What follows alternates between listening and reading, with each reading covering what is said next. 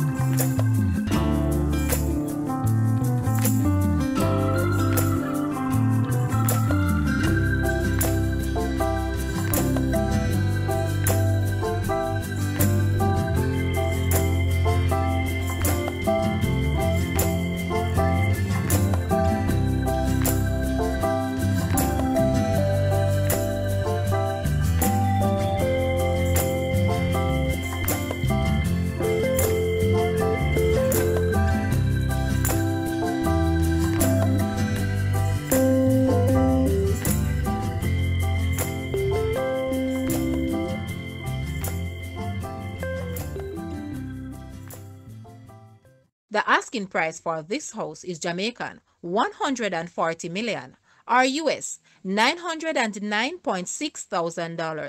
To purchase or make an offer, please take a look at your screen or you may visit the description area below for full details. If you like this video, please hit the like button and also share with a friend. Thanks for watching, guys.